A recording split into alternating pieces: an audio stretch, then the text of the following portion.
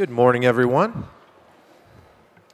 and welcome to Thursday at the 41st Ryder Cup. I'm pleased to be joined by Martin Kaymer from Ryder Cup Europe. Martin, good morning.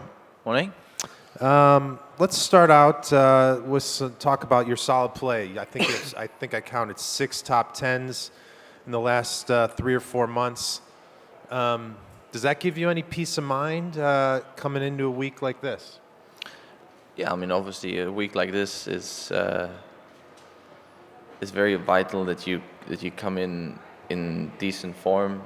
Obviously, I played the Ryder Cup before, but still, when you get here, you want to perform as good as possible. You're a little bit under more pressure, and when you don't need to worry that much about your swing, about your play, about your putting, whatever it is, it gives you a little bit more freedom, something you don't need to worry about, and you can enjoy playing the game and playing the matches a little bit more with a little bit less worry. So obviously, I'm very happy the way I played recently. I put myself always in good positions to give it a chance on Sunday afternoon. So I think I come into the Ryder Cup with decent form, but match play is always a bit different. So I look forward to Friday then. Curious, as you make your way around the world playing in all these tournaments and far-reaching portions of the globe, do you get asked more about winning 2 major championships or about that clinching putt at Medina in 2012? Well, 100% the Ryder Cup putt. There's nothing bigger because the majors is kind of like a selfish win. I won it for myself, for my career, for my caddy. But the Ryder Cup putt includes hundreds of people. It's almost like in football or in soccer, where for some people that is almost like a religion.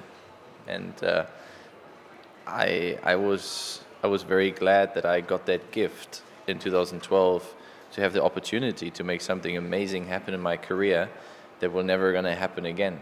And there's nothing to compare it with, not with the US Open, not with any other major.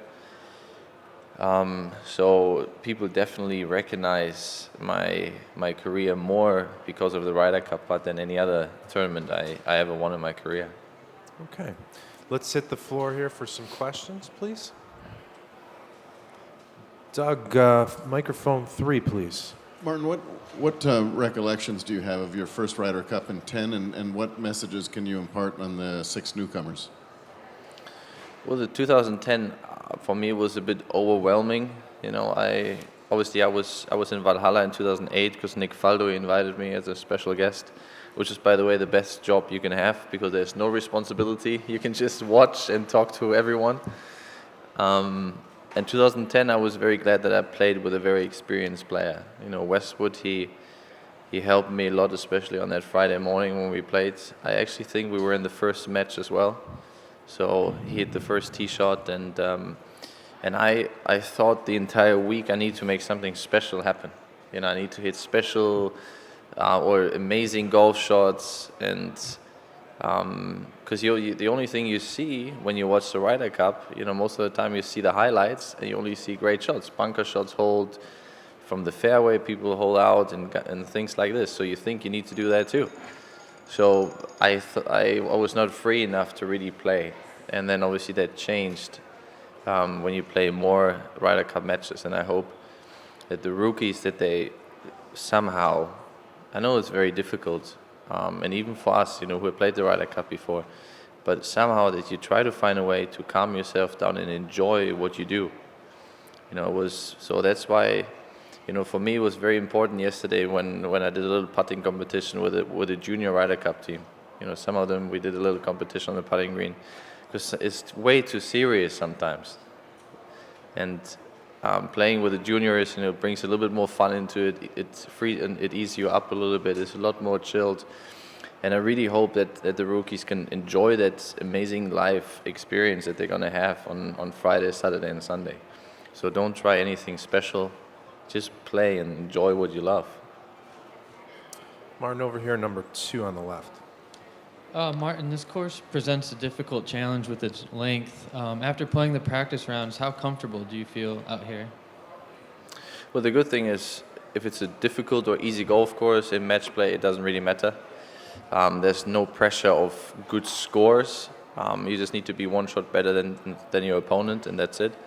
But it's definitely a golf course where you need to be fairly long from the tee. I think it gives you kind of like a little bit of an advantage.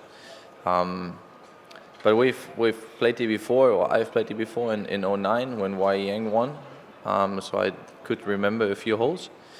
But because it's fairly soft, it plays even longer. So it's a lot about, the fairways are fairly wide, and if you miss the fairway, it's okay, but it's a lot about hitting those long irons precise. And I'm not too worried about it. You know, it's a good golf course that I can't really tell if it's an advantage for the Americans or for the Europeans. You know, it's because even the Europeans, they play a lot on the PGA Tour, so the conditions, I think they're good and ready for play. Microphone number 3, please. Martin, in the Ryder Cups you've played so far, do you feel you've walked into the European team room and there's been a seamless transition? And if so, how helpful is that for you as a player? What does it mean? Seamless transition. It just moves effortlessly from the same scenario in the team room, same vibe, etc. No, I think it became a little bit better over the years. You know, for me, I recognized it a little bit better because in 2010 and 12, the first time it's very difficult to observe everything and then understand. 2012, I was going into the Ryder Cup with not so good. My form was not so good. So now I think it's a very calm atmosphere in our team room. But I felt the same in Glen Eagles already.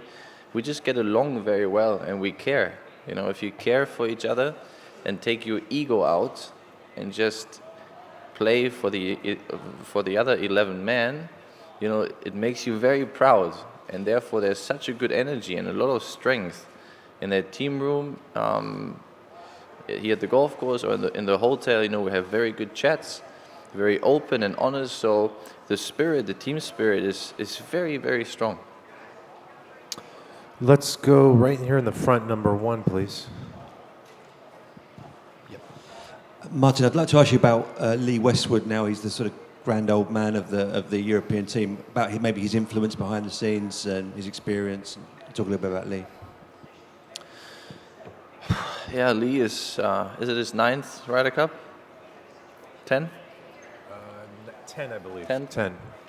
If you think about that achievement alone, you know, that already should give everyone enough respect for Lee Westwood. Not that he needs it because of the other achievements that he had in his career, but playing the Ryder Cup for the 10th time tells you that he's not only a good individual player, but he's a good team player and he draws people in, helps them, and makes everybody feel comfortable. You know, in 2010 when I played with him, I was so happy to have him next to me, and it was lucky that Montgomery that he paired me with him, because I would have played with anyone, but Montgomery did that very, very well, that he thought, I think Kaymer can play the best with Westwood together.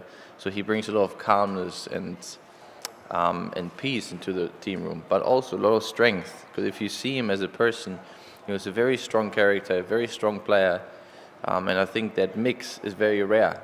And similar, I always felt when I played practice rounds with Bernhard Langer.